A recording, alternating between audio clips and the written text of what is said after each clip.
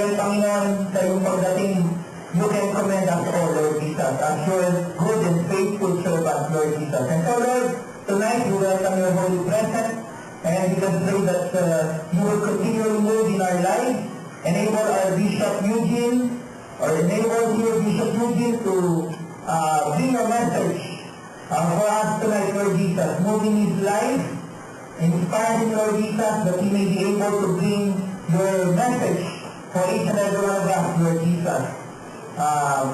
That we may hear your words, Lord Jesus, that we may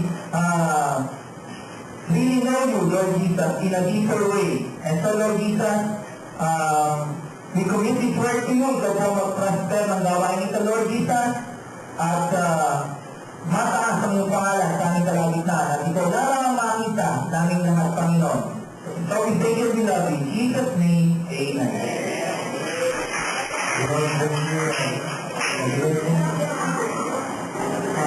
Nag-text po sa akin si Bishop Mar, meron sa dadalawin may karamdaman, ang dito po kaya ang samantala na sa kanya ay patuloy yung gawain. Namin pinasabi na mag-table na naman. Maraming pagkakas po. Ngayon po, at this time, Reverend Bishop Mar nag-topic that we will discuss. We will, for this time, study the traditions of the Lord, the Bible. Dito po sa banal na kasulatan ay mayroong mga aral ng tradisyon, but it's not the same the traditions of this world. Ang tradition po, the biblical tradition is paratosis, a big word that means transmission, present, or example, this traditional law. Means the law written, given by the Lord through Moses. Ito yung traditional Jewish law nila yun. Ang traditional Jewish law yan hanggang sa panahon natin ngayon. Kaya po, ang law ay ordinances. Yun po ang magaling ng tradisyon. Kaya po, kaya natin pag-aaralan ito, ang Panginoon po dito po ay ang lahat na kaya inaaral ay tradisyon. Perfect ay ordinances. Na, ngayon po, mas maraming nasusunod ng tradisyon ng tao na hindi tradisyon na galing sa Panginoon. Colossians 2:8, sa kung paalaala ni Paul dyan, sabi ni Paul, mag-ingat daw tayo at baka tayo ay maging dihag, kapit ng mga tradisyon ng tao, filosofya at tradisyon ng tao na ayaw itong simulahin ang sanlibutan ito na hindi ayaw sa Panginoon Kristo. Colossians 2:8. Dahil po sa mga tradisyon ng tao, naliligaw ng tao, dahil sa tradisyon ng Panginoon, ang kanyang mga aral, ang ikusunin, mga mawitan, ay hindi na nakasipunta ng mga tao. Kaya po, halimbawa sa Mark 7, after 7:7, sabi ng Panginoon Kristo, these people honor me with their lips, but their heart is far away from me. Teaching the traditions of men. They have a fine way of rejecting the commandments of God in order to obey the commandments of men. Marami pong ganyan sa panahon natin. Ang pagiging natapat po sa Panginoon Kristo ay tayo ay maging consistent sa followers of His Word. Kasi po, yung mapapatunayan kung pinibigit tayo sa Kanya. At ang ganyan mga salita ay traditional ng buhay natin yan. Example po ng mga biblical tradition. Ano ba po, ang pagpilitin sa fiesta, sa Bible Sunday. Yung pagsamba natin sa Panginoon, in every worship services, yun yung tradition natin yun. Ano? Sa Panginoon. Itong ginagawa natin ito, tradition ito. We study the Word of God. By reading the Word of God, preached by Reverend Bishop Man, at saka yung mga pag-aaral natin. Ano naman po yung mga tradisyon na pinaliligaw ng tao ayon sa Colossians 2 na sinasabi yung po. And then po, isa na yung tradisyon ng Christmas. Ang dami po nagtatanong sa akin na bakit ang pinanginitigan nyo may Pasko pero walang Christmas? Ito, mahalaga naman po natin yan dahil Passover is the English term ng Pasko. But Passover or Pasko in Tagalog is not Christmas. Very opposite po yan. Ang meaning niya. The word Passover was derived during the time when the Israelites were saved. When the time the Lord gave judgment to the Egyptians when they were in Egypt. Mangyari yung huling pagusan ng Panginoon sa mga Egyptians ay hibulin ang kanyang firstborn. At bata, matanda, lalaki, babae, mga hayop na firstborn, umamatay. At doon po sa pagkakaroon, chapter 12 of Exodus, nababasa niyo ninyo. Nagsabi yung Panginoon na para kayong marid siya. Ako'y kung ninyo lalagpasan ko kayo. Kung tutuloy ninyo itong tunig ng traditions na gaganoin ng Israel ng patuloy na generation. Ano po yun? Kayo'y magpapatay ng konsero na isang taong gulang na walang pinsalaan, manito, at bawat isang sambahayan papatayin ng konsero ay yung kasya ang laman na nakakainin nila at ang dugo ipapahid nila sa kanilang mga doorpost sa hamba ng kanilang pinto. Upang yun ang maging palatandaan at sagisag ng pananampalataya nila sa Panginoon na sila ay dadaan ng lamang ng pagkakasulit. Walang sino ang napapahamak na mamamatay ng panganay sa kanila. At sa tradition ko na tinunay ng kanilang nagdula, kakainin nila yung konsero. They will go fish at busa pa niya dahil bilang simbol ng pananampalataya nila na may sacrifice na sinanggap sila tama ng konsero. Yun ang paghambing ng kanyang sa pagpapalipin ng paniligtad na lahat na sa konsangkutan na may maaalay na katawan.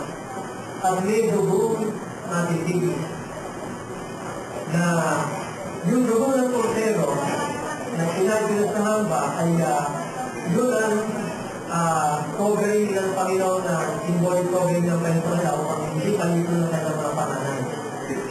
Kaya yun ang tinatawag ng Passover, Pasko ng konsero. Yun po, ganapin nila yun, sabi ng Panginoon, pag kinakain niyo yung konsero, tukin lang yung tandaan niya sa tawaran niyo ng mga cellphone. Eh, hindi ko sabihin ng Panginoon na sila'y daranas ng paglalakbay, daranas nyo sa pangkitan. At doon sa kanya niyo, may hawak silang tukos. Symbolic din po yun, pero hindi naman yun ang sabi natin, pero pinangal lang natin, na meron silang pinakapitan sa pananampalataya. Ngayon po, doon sa Panginoon, nung maganap na yun, walang namatay na isaman sa kanila na panganan, maging halo. Yung Egyptians na mga panganay yung namatay. Nalipo lang lahat ng panganay sa Egypt. Kaya matapos yun, ang sabi ng Panginoon, mula ngayon, nanayigtas kayo sa ganyang katulan. Ipagdiriyo ninyo, yekta ng Pasko. Kaya po nagsimula ang Pasko, doon sa Old Testament time, noong maganap yung salvation kayo sa mga firstborn ng Israel. Pero yung kung kaligtasan na yan, eternal salvation yan, hindi na sinabing nagpasimula yung celebration ng Passover, doon lang nagsimula yun. Eternal for salvation, hindi pa man naliligas ng libutan, ang pag-salvation yan, Passover lang na siya. The Lamb that was slain for the foundation of the world. Kaya po, sa pag-ibig ng Panginoon, ang sikap katawang tao na, yung kordero ng Diyos na maalay, siya na mismo yun. Panglahatan na yan, na nagtatan. At nakalagay po sa 1 Corinthians 5:7-8. Kaya inutusan tayo doon, yung tradition natin na alisin na natin ang lupang libarulan ng ating pagkatao, ng ating buhay. Yung pong libarula, gift, sa tinapay, yun ang sumasalitas sa kasalanan.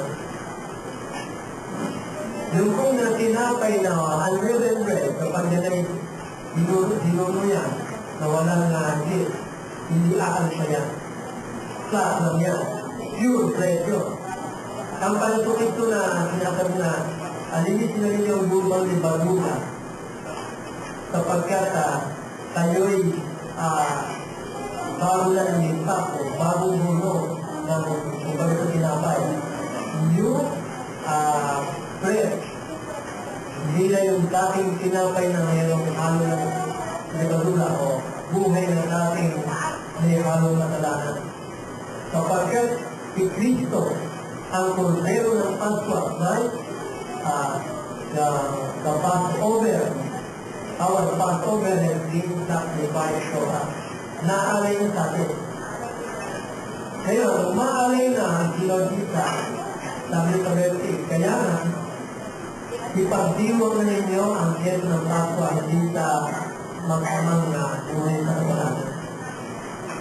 Ano pa yung ito ninyo? Lahat ng magdiriwang ng Pasko, kailangan umalis na sa kasalanan. Hindi pa yung sabihin, no? Dahil kung pinagdiriwang ng tao ang Pasko na nasa kasalanan pa tayo, bilang baliwala na natin yung pagkakahalay ng pwede ng hanggang sarili at ng pagkakakis ng kanyang hidup. Ito ang masamang celebration. Kaya po, ang celebration ng mundo, hindi din ang nasusunod na tradition ng Passover. Christmas ang sinusunod. Which is erroneous celebration niya dahil iba naman ang pinagmulan ng Christmas, hindi kay Lord yan. Ito dapat maliwanagan ng lahat sa ating sa buhay ng kayo. Sa history ng Christmas, dinugtong sa Christ yung salitang Mass. Dahil ang doctrine ng Roman Catholic salvation ay Jesus plus the sacrament. And the sacrament that is considered salvation in the Roman Catholic Church is the celebration of the Holy Eucharist. The transubstantiation or the sacrificial offering of the blood or the blood sacrifice of Jesus without saving of the blood. Ayun po, blasphemous celebration niya, yung Jesus. Kailangan kong maaalala natin yan. Bakit po? Sa Roman Catholic Church, inaamin pa hanggang ngayon ang patuloy ang katawan ng Kristo by way of the Holy Eucharist or the bread, yung tawag siya. Doon po buhay pa si Pari Caleo, magtumutulong sa kay Archbishop na bilang buhay pa si Red. Nabasa sa ulo niya nabasa nila rin sila naging na mauto dito, hindi naniniwala na ang Panginoon na siya'y lumalagay sa osya kapag inyalay sa isa. Ang Panginoon ko ito kayang gawin ang lahat ng bagay. Ang sagot ko naman niya, Bishop niya, ganito. Bibigyan lang naman niya. Si Jesus, bagamat kayang gawin ang lahat ng bagay, sa television ministry na po niya sinagot ito.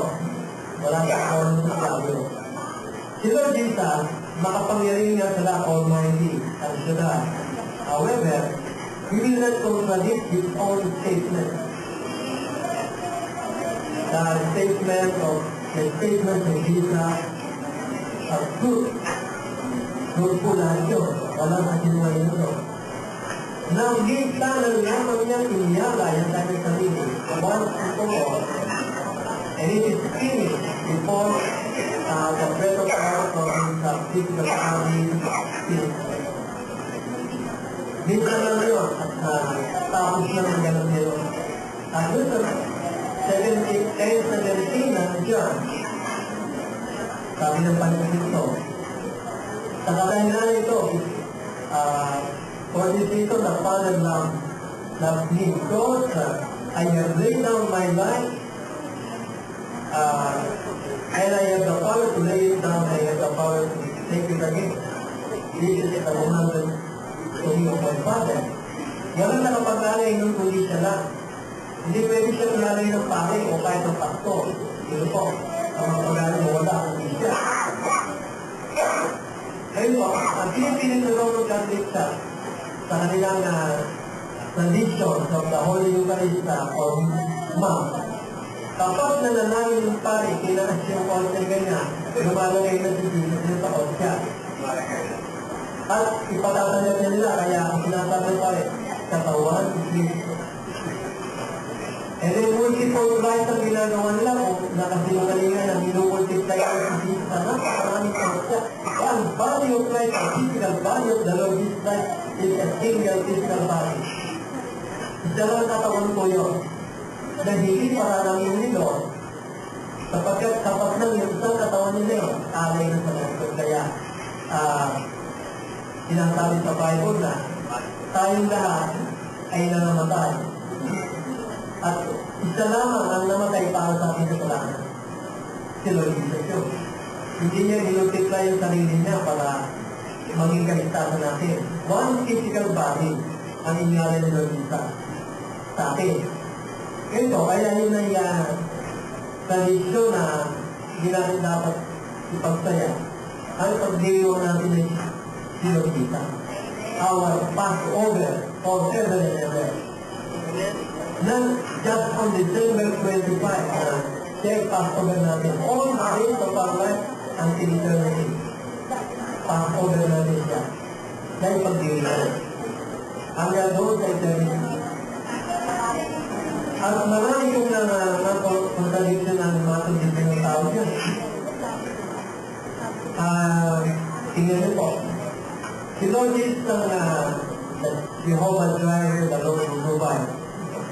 Ang pinapakita ng daigdig na tradisyon, ang mapagbigay, St. Nicholas of Russia na ginawa nilang Santa Claus. Lalaki po yun, ginawang Santa. Ganun na po naman, sila po ba kapansin-pansin nila ang sabi na ang isang lalaki, ayaw ni Lord na ituturing na may pagkababae. Kahit na yung babae, huwag i-identify bilang lalaki. Si Mary, tinawag ng Ginoo. Sa Tagalog, ang Ginoo, address ko sa lalaki. Sa listening po nila yun na tinatawag nila sa tagaan ng kapayo kaya sa Taklaw. Sa discuss natin ng tao na abangan ng Bukero Dita. Ngayon po, si Paul ay strict ko yan. Talagang si Paul ay dilute in teaching, the Lord teaching. Ayaw niya na mag-compromise tayo. Kaya sabi niya, mga tayo tutuloy sa anong tradisyon kung hindi ayaw kay Cristo. Dahil po, ang pag-dinubaw ng buhay kay Lord Jesus, lahatan niya eh. Kaya tayo also Jesus. Wala tayong dictation dapat. Kapagkat once na nagkaroon tayo ng dictation against the Lord Jesus Christ teaching, we have already considered partial completion. Sa sinulat po yan, screenshot na mula sa Bible na all the truth. Maraming churches dito sa atin na nakikiugnay sa tradition na yan ng Christmas. Hindi sila makikituloy na talagang or Cordisa, partial Cordisa, ang magiging identity. Bakit po? Ito dahil na ang sumunod sa tradisyon, hindi sa pangipupit kung galing, ayon kay po, ay pagkakasala. Pagkakasala po yun. Kaya yung paman, ang doktrina nito ng Bible ay ito pinasusunod natin siya. Hindi tayo dapat pagbati ng sanglitan. Paano po tayo babati? Yung Pasko, Tagalog sa ngayon, ang Passover. Naliyaya ng Pasko na pagkakaligtas sa atin ng Lordisa, kaya na yung Passover lang na nagkipagati. Pero yung Christmas, kaya kumanayo, yung po Christmas ay pag-imisa. Tingnan nyo, sa buwan ito, magkakamalisa hanggang 25. Yung 25, pinag-ready nila yun ang birthday ni Lord Jesus Christ. Na isa pang traditional pananiwala na nagbibigay. Na kailangan tayo huwag pagpadala sa ganung paniniwala. Yan ang sinasabi ko na traditional sabi sa ilang mga tao. Nanood ba yan? Bakit po mahalaga na sa Panginoon tayo maninindigan sumunod sa manalo? Dahil po sa sasabihin ko lang ito, maraming mga binuong paniniwala sa dito ng mga tao na nalalayin ng tao kay Lord Jesus. Diba po yung pagbati ng Christmas? Kaya akala ng maraming tao, ang definition ng Christmas ay pagpulin. Parang wala na ganyan eh. Kung hindi po tayo nag-aaral, hindi natin malalaman na talagang pagkakaiba niya. Maliligaw talaga tayo. Dahil nung po magkaroon ng Christmas, kaya nagsimula yan sa panahon ni Constantine. Naging emperor ng Rome. Ang friend ni Constantine, siya naging Christian dahil sa doon siya magkipag-higma sa labanan mabigat na higma, gera po yun. Sa kanya, sa history, Constantine, nakakita siya ng vision, ang group sa langit na nakita siya na ang interpretasyon nito, maaalawin sa higmaan at ang nalipanawin sa kanya ang Panginoon sa Kristo. Kapag ang nakita niya, symbol ay ito. Ay nanalunan sa higmaan at kapag sa higmaan. Ito, hindi mag-influence siya Christian na pinapatubayan sila Panginoon. At sabi niya, pinahayag niya na mga Christian, hindi na dapat dadalhin sa severe persecution. Kapagkat yung mga naunang leader ng Roman Empire, mga sita, pinapatay ang mga Christian. At talagang tinutuhog na parang lechon sa panahon ni Jerusalem at sa history ng buhay nito na wala na sa Bible, sa encyclopedia, nakalagay si Paul pinatay sa panahon ni Jerusalem. Ito. Ngayon, nung tulungin yung mga Christians na yun, kasunod ng pagtulog, yung iba, pinakain sa nito. Doon nagkalang na na-convert ang mga sundalo ng Roman Empire. Yung mga sundalo yun na nakita nila kagimbal-gimbal na pagpatay ng Christian, hindi mga kamag-anaran silang sumampalataya kay Lord na kasama ng pinapatay nila at kaubos ng emperor. Na-convert sila yun na naging bunga ng great persecution during the time of Paul. Ngayon po, nung mangyari na yun, naging devoto sa Panginoon sa mga sundalo ng Roman Empire. Ngayon, sa panahon ni Constantine, ay maninimbang na siya sapagkat ang mayayamang mga idolaters naman, may mga individuals, may bulso, napakarami ng tradition. So, traditions na sinusunod nila, meron silang sinecelebrate pagpag December 25 na isang leader na Thursday yung December 25. Dahil sa sinecelebrate ng mayayaman nun, para hindi magalit ang mayayaman sa kanya, para hindi magalit ang sundalo sa kanya, na magkaiba ng pamiligan nyo. Sabi daw sa king. Itong December 25, ang itatakda natin the birth of the Lord Jesus Christ. Isinabay na sa tradisyon ng mga mayayamang ng papera na tinawag nila yun daw ang pagkakasilan ng Panginoon. Bakit po? Una, Gregorian calendar is not the same with the Jewish calendar. Magkaiba po yun ng date. At ang Panginoon Kristo hindi naglagay ng specific date ng sema sila sa pagkakatawang tao. Wala po. At ang isa lang mapanghahawakan dyan, bibigay na implied.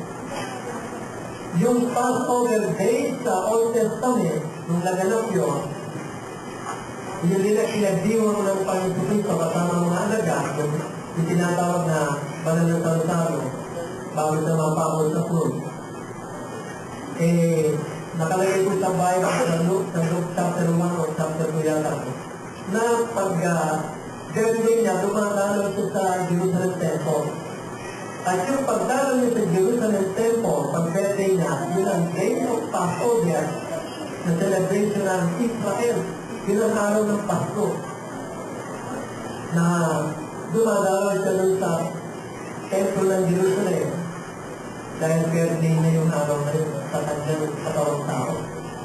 And then ngayon po, ang pag-asilan ng kanyang katawan, kung sa Jewish calendar natin itetrace siya, kung kailan nag-celebrate ng Passover ang mga Hudyo, yun ang talagang pag-asilan ng kanyang katawang tao.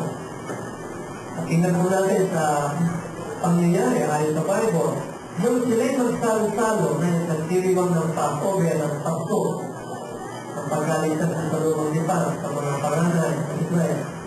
Doon din po sa araw na yun maaalay ang kanyang katawan bilang Passover lang. Kaya yung Passover, katapos nun ay ng gabi yun ay pagkatapos ng kanilang pagkasalo-salo, nanalangin din sa Diyos din tapos tinakit na sa doon. At yun, pagdiriwang na yun, mismo pa rin sa Kristo, ang pinagkiwang ng Pasko, yun, sa lumang tipan. At yun naman pagkabalan ng salo-salo, kaya gagawin na natin yung pagdiwang yun, ayon sa 1 Corinthians chapter 11 from verse 23, na yun ang Paskong pagdiriwang natin, ay pagkakaalay ng kanyang sarili na gugunitain natin. Ang Passover po, ang celebration din commemoration.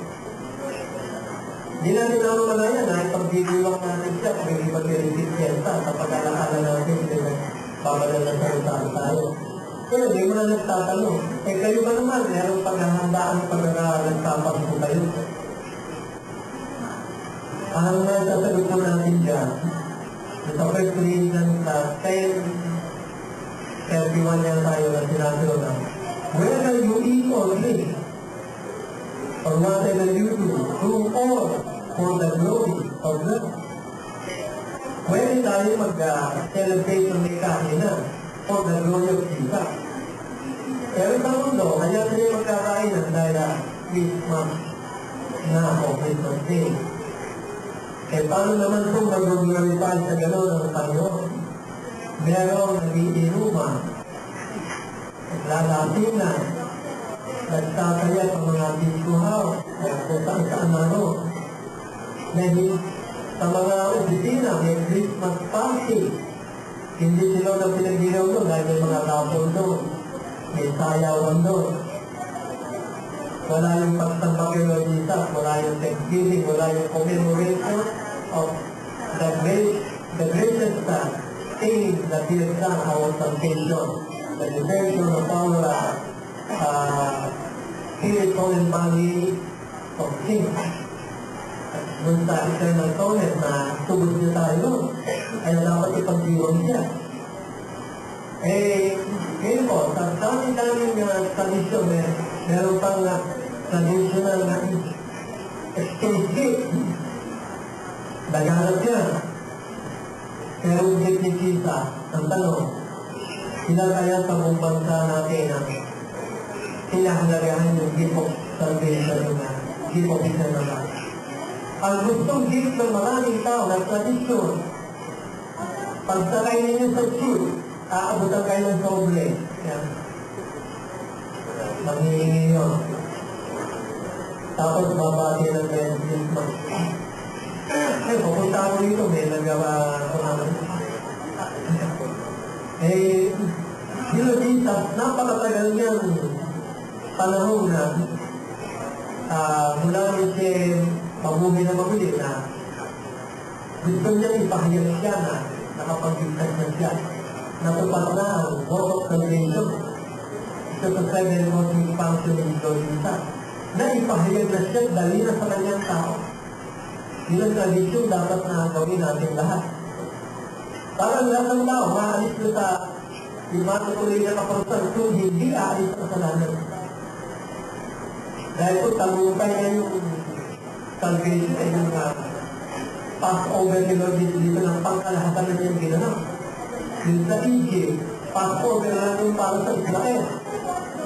Ngayon talagang final Word of Salvation na naganap na pangkalahatan na yun. Pangkalahatan na yun.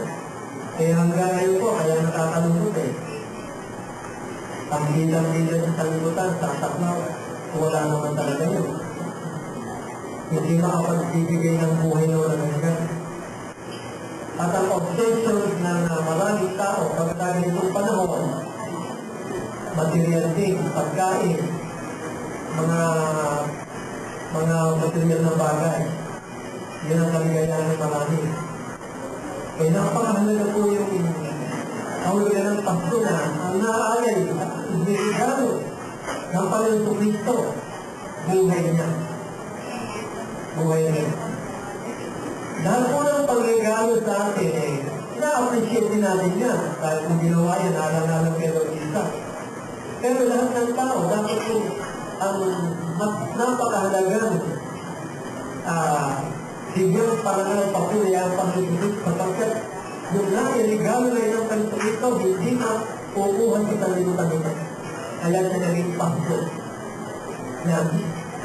At ang tradisyon po na tinuturo ni Paul dito sa 2 Thessalonians 2:15, sabi niyo, therefore, brethren, stand firm, hold the tradition which you were taught. Pangawalan yung tradisyon na naniyaral na sa inyo. Hindi ko yung tradisyon niya. Kaya ang aral ng Panginoon sa Kristo.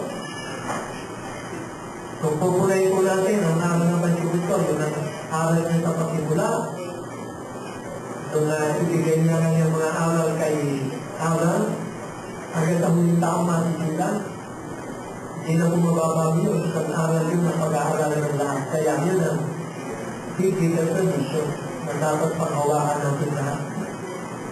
Dahil ngayon po ay ang mga tradisyon ng tao, kanyang nakalisyon ng mga tao, yan ang susundin para niya. Yun pong nalipang bata, yung aking lolo. Kahit ang ipuyat na puyat, gusto pang matulog, ibigay na po na pag-uumaga na, yung doon, alas 2 na siya sa umaga. Hindi na kayo, magsisimba na tayo. Kaya layo naman po ng simbahan pupuntan, lalakarin pa namin yung malayo na kayo, sikit-sikit pa. Pinagagalit yung lolo namin pag hindi kami kumising. May palo kayo. Eh ngayon nakilala ang tamang tradisyon na dapat natin kusin. Kaya natin dapat akayin ng mga lahi ng orgonita. Pwede tayong bumati.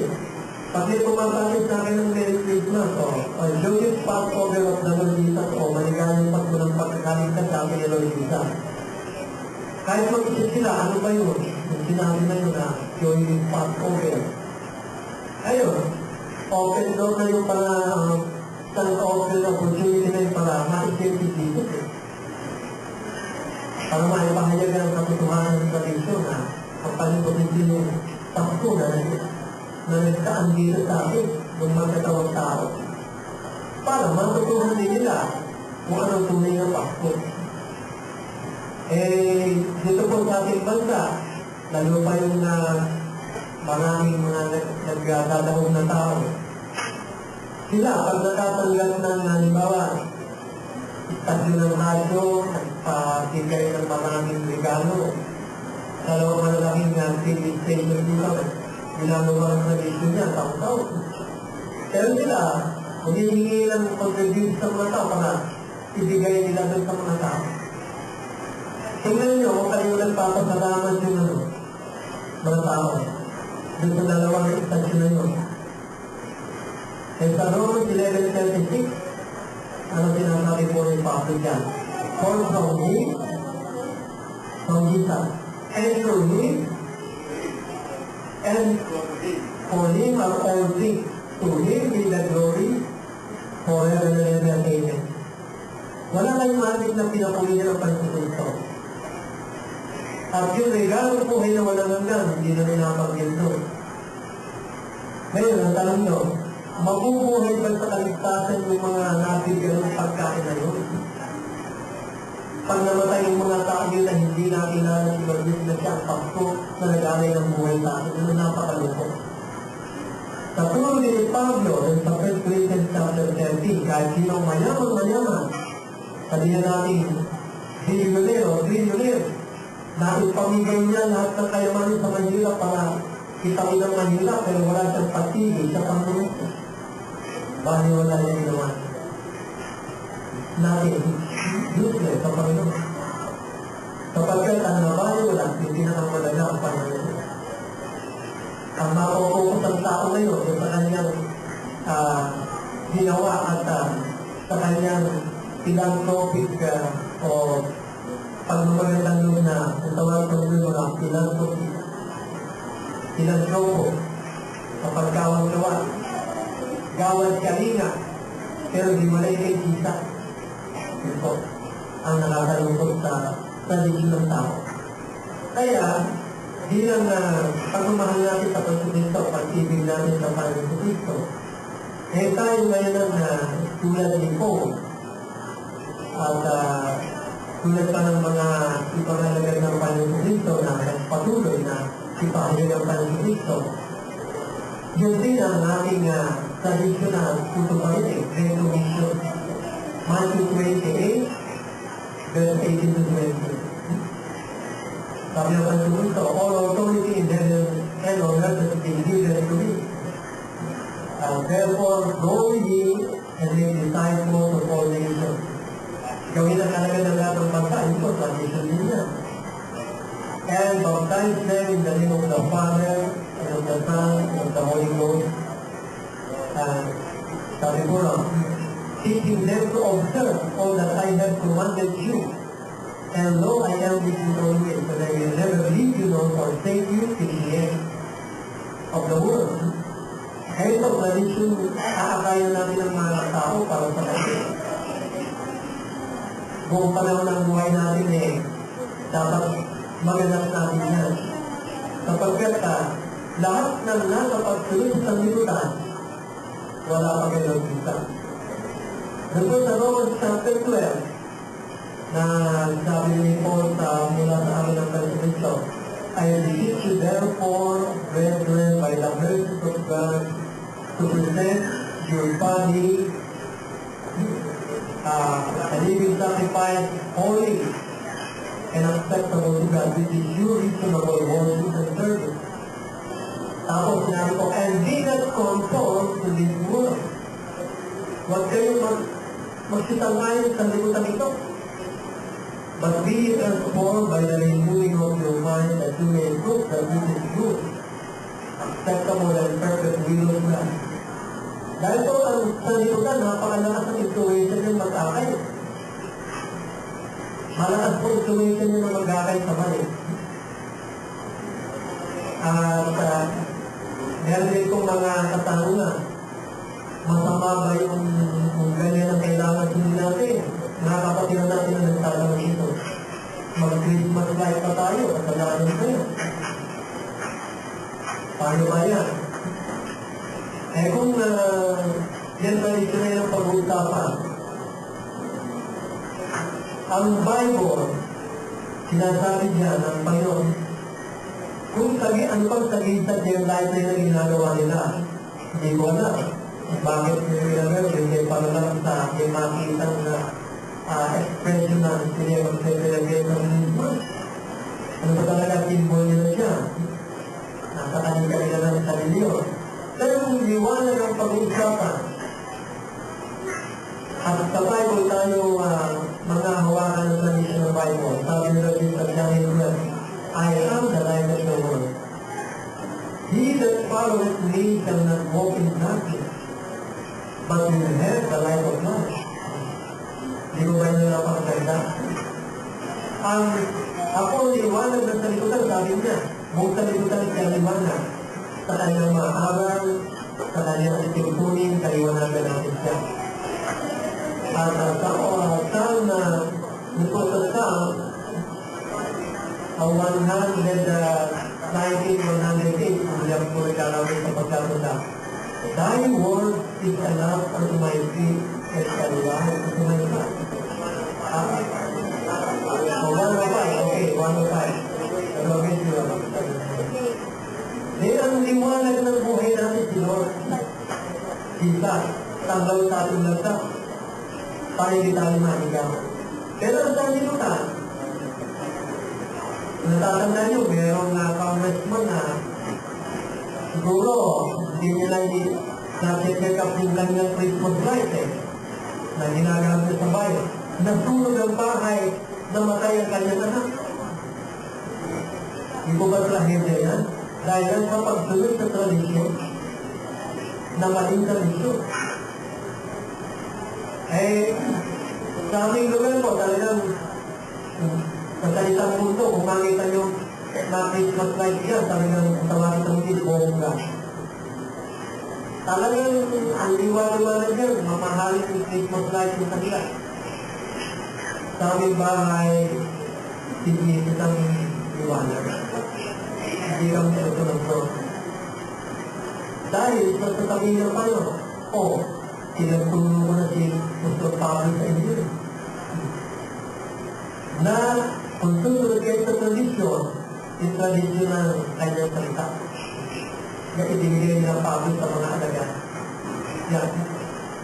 Kapagkat lahat po ng salita ng Panginoon, mahalagang na bagay na kabubuhay natin. Kaya sinabi niya, man shall not live by bread alone, but by every word that proceeds out of the mouth of God.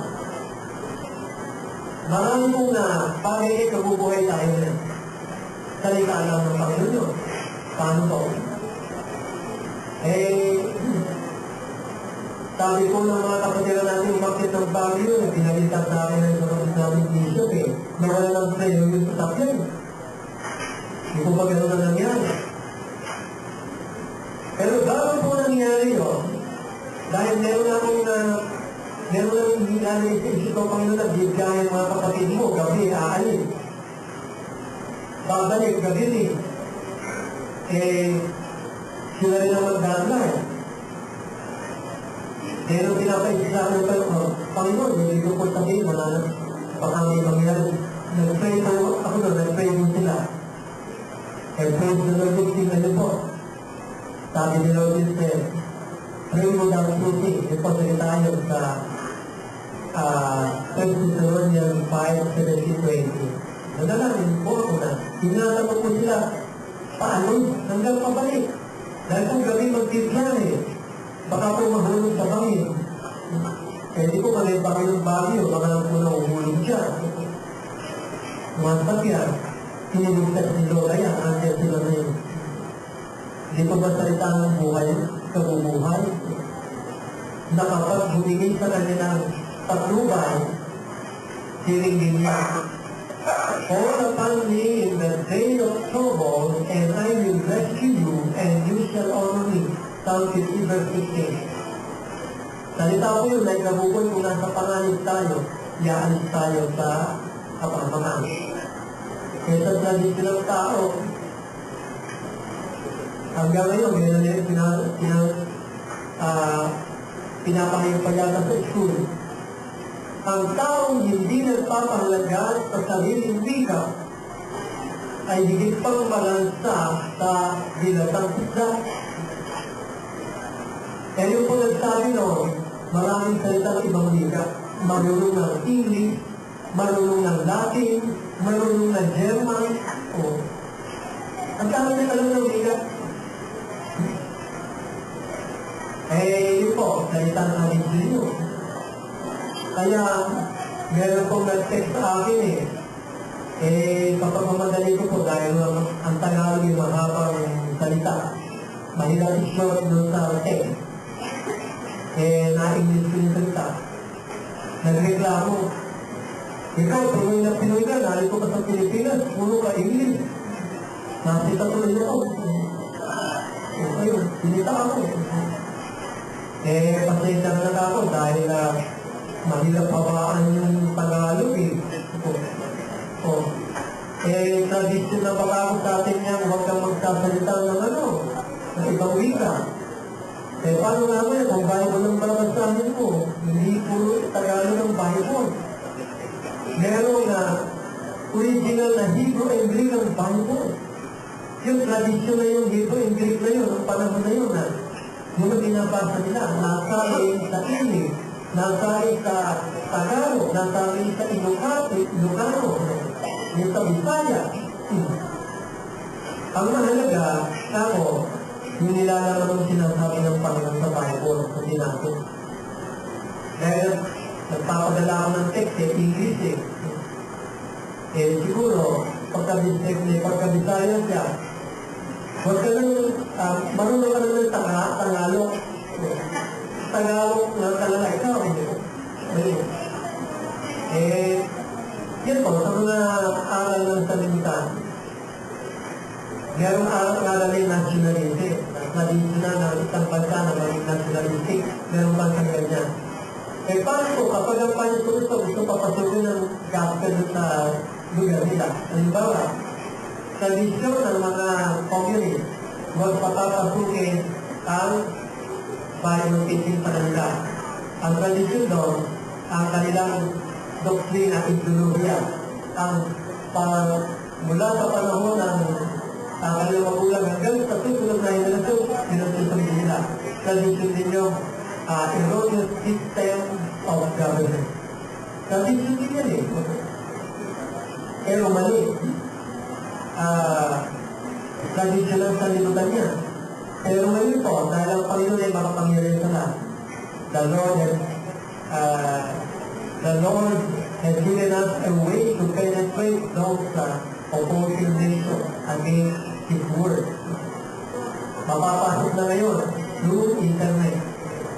At may mga bansa na po na yung tradition ng gospel, maipapasok niya. Sa ating website, ang pagkakaw ni Bishop Panginoon, marami na nag-inquire, marami na nakapagbukas ng ating website na mababasa nila doon na ating gospel, ang aral ng Panginoon Kristo. Yun ang magandang mangyari ang tradisyon, ang salita ng Panginoon, kumalit sa buong sanlibutan. Nang matuto ang mga tao na iba ang tradisyon ng Panginoon na ibinigay sa atin, specifically unidirectional na tradisyon. Ano po yan? Yun ang inilagay ng aking Archbishop sa the Trinity Creed at saka sa All the Truth na ang lahat susunod sa traditional Christological ang buhay. Christo-normative, Christocentric, Christological. Yun ang nilalaman ng Seven Positions na from all in, through, with, and complete ang buhay ng lahat. Yun ang tradition dapat natin. Na hindi. Dahil po sa ibang sekta, iba-ibang mga tradition dyan. Ang mga Jehovah's Witnesses, offer sila na ipagduro ng birthday. Kasalanan daw na pinagdiro ng birthday ng mga tao na pagkasilang ng mga tao. Hindi ko totoo yun. Kaya sila nagsasabi na Yan daw mga hindi totoong Christian, pinagdiriw ng birthday ni Jesus. Yun ang kanilang mga pag-uusip. Ay, kung mga sabi-sabi ng nila niya, sabi ni Paul, huwag kayong padadaya sa anuman na pagbibiha sa mga tradisyon ng tao o filosofya ng mundo o sinulay ng mundo na hindi ayon kay Kristo. Mailigaw tayo na isa ngayon. Eh bakit naman kung hindi pagpapasalamat ang birthday, kaya tayo nagkakaroon ng birthday, hindi yung kapahin ng isa. Pinagpapasalamat natin yun sa Panginoon. Kaya naging birthday celebration ang mga tao. Ngayon po, sa lalaman ng buhay sa tradisyonal na aral ng Panginoon ito, ako napakarami sinusunod sa akin din na mahalaga. Doon sa unang tipa, ang kanilang sinusunod ng tradisyon doon, ay sa pag-aalay nila ng hayop na pinapatay para sa seremony ng paglilinis ng kasalanan. Matagal po pinagalap ng Panginoon yun hanggang hindi sa nagkakatawang tao. Doon susunod ng Israel. Pagpapatuloy ng ganapin yun. Dahil yung ceremony yun ay yun ang paghahay tulad ng kapagpariki niya na siya mag-aalay ng sakripisyo para sa kasalanan. Kaya kinakailangan tuparin nila yun kung sila may pagtampa ang pagkatay ng kundero o pag-aalay ng burnt offering. Ano mang pag-aalay na ginagawa, meron po na mahalagang na pagpapahinga kayo sa kanyang gagawing pagpangito sa pagkakatawang tao. At gayon nga po ang naganap ng Panginoon na nung pumarito na siya, bago na antipan. Yung celebration ng Passover sa lumang tipan na ginaganap ng Israel, naging mas makahulugan pa lalo ngayon na dapat na ipaghinog ng Israel ay ang Panginoon sa Kristo na mismo na tinanggihan nila, nakakalong ko, tinanggihan nila ng pumarito na hindi nila nakilala na iyon ang kanilang totoong Diyos na Diyos ni Abraham ay sa Jacob na kordero ng Paskwa o Pasko. Ang pagkakilala nila kay Lord Jesus, tao na anak ni Mary and Joseph. Pero hindi naman lahat ng Hudyo ay hindi ko nilala sa Panginoon Kristo ng mga tapat niya ni Alaga. His faithful adherent, his disciples, live to him in faith and believe that he is the God of Israel. Naniwala yung mga nagpapatotoo na nagdala ng kondisyon ng aral ng Panginoon Kristo sa panahon nila. Yan yun ngayon ang tradisyon at sinusunod sa akin. At dito po sa pag-sunod sa tradisyon ng Panginoon, halimbawa, paano tayo mabubuhay ng tuloy sa Panginoon sa Kristo sa pamamagitan ng pananampalataya? Yun ang tinuturo ng Panginoon mula sa iyong tipan hanggang sa ulit niyang tao na namin dito dahil siya live by faith. Without faith, it is impossible to please God. For he who will come to God must believe that he is the rewarder of them that diligently seek him. Ito ang napakahalaga ng tradition of faith. At ang pananampalataya na tinuro ng Panginoon Kristo sa atin, ayaw niya ng merong wavering. Ayaw niya ng small faith, but great faith. Dahil ang salvation, di lang siya Pasko ng Kordero, kinakayang panaliga na talagang nalinis niya tayo sa kasalanan, napatawad na may kondisyon. Hindi po maaaring na ibigay sa atin ng walang kondisyon. Ang kondisyon niya ng kaligtasan ay huwag nang magpapatuloy sa kasalanan ang lahat na iligtas niya. Ang magpatuloy sa kasalanan ay hindi na muling mapag-aalaya na sakripisyo hando. Hebrews 10:26. For if we sin willfully after knowing the knowledge of the truth, there is no remaining sacrifices for our sins. But the terrifying judgment awaits for those who are the adversaries of the Lord. Yung lahat ng away ng Panginoon na nagmatigas na kalooban, ang naghihintay ng kanila'y ang hatol ng kaparusahan. Kaya sa ating pong pagsunod sa tradisyon, hindi masama ang magkain na kahit na sa araw na yun ng December 25. Kung yun ay iaalay natin para sa Panginoon. At hindi lamang sa araw na yun, kahit anong araw. Pwede tayong magdiwa, family devotion, of giving thanks to the Lord, basis of our salvation. We can do that. Walang prohibition naman si Lord yan. Ang prohibited, lahat ng bagay na pagsunod sa tradisyon ng tao. Yun ang sinabi ko. Kaya nagtatanong naman, kaya kasalanan po ba yung mga bagay ng Merry Christmas? Kako, kung talagang maging strictly biblical tayo, kailangan yung ayon sa katotohanan ng pagbati natin. Appreciated tayo ng Panginoon doon, kailangan. Para mag-glorify yung Panginoon Kristo, siya talaga yung Pasko. Maligayang Pasko, kaibigan, sa pagkakalit sa atin ng Panginoon Kristo. Yun ang alam ko, biblical. Dahil pag tayo bumati rin ng Christmas, ma-identify tayo, kamukha pareho rin tayo nila. We must have a unique identity. Ano pong identity dapat meron tayo?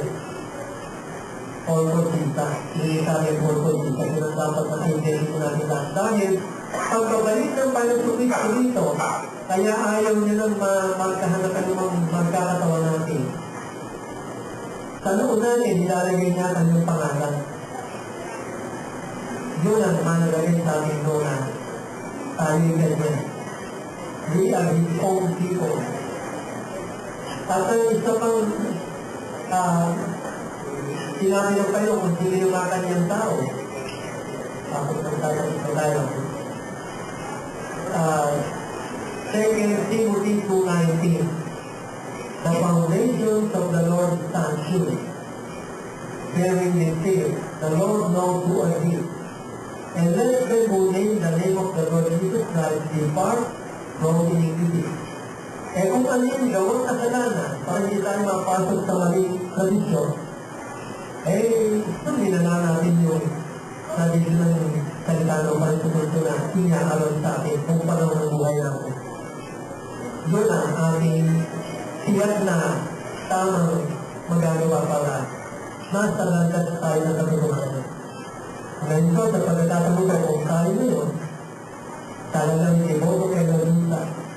At ang mahalaga sa atin yung Panginoon Kristo ay ating siyang pag-alala ng pag-aalay ng ating buhay at dahil sa buhay.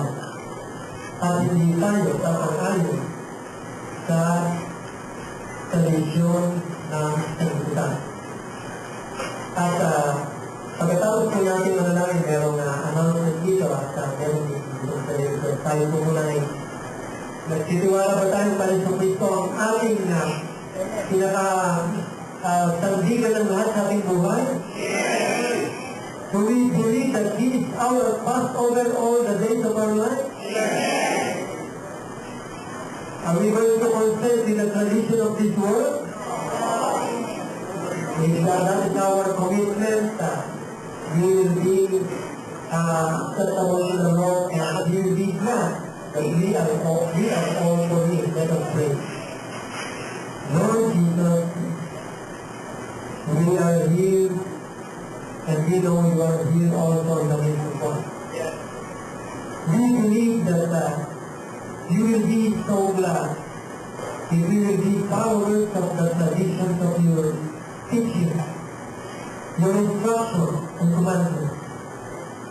Because You taught us to be your adherent in obeying your word. And we don't want just you don't want us to be just listeners of your word, but be doers of your word. In accordance to Luke chapter 6, verse 46 to 49. Now, Lord Jesus Christ, as we gather in your name, be glorified in our gathering together for you. Because we will celebrate in our life your greatness. Na nailigtas mo po kami, na bayaran mo aming kasalanan ng iyong pananalugo, na hindi kayang bayaran ang sanlibutan. Napatawad mo kami lahat. You have forgiven our sins. No matter how sinful we are. Because your love and your greatness will remain in our heart and mind all the days of our life, because no one else in this world can do what you have done. The work of salvation, because we have committed sin. All of your created people, even the angels, have committed sin against you. But because of your loving kindness and mercy, in obedience to the will of the Father and the testimony of the Holy Spirit, you came down once and for all as the Passover lamb who has been sacrificed already for the sins of the world. Kaya maligaya po kami. Masaya po kami para sa iyo. At hindi kami susunod sa tradisyon ng tao na puro lamang po enjoyment sa sanlibutan at sa material na bagay. Ang aming kaligayahan sa aming ikaw, Panginoon.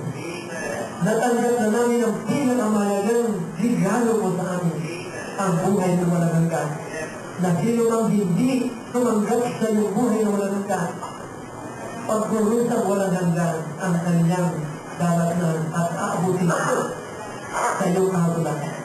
Kaya kami po ay hindi nag-aalinlangan na hindi mo kami pag-uukulan ng iyong galing. Ng parusa o ng kahabulan, sapagkat ang tiyak naming bigay mo ay ang iyong kaligtasan, buhay na walang hanggan, kasaganahan ng buhay, at kapayapaan, at lahat ng pinakamukuling bagay, panansusay, bigay mo sa lahat ng iyong mga anak na natin. At wala kang nais na sino man ay mapahamak. Wala kang nais na sino man ay nasa pagdurusa.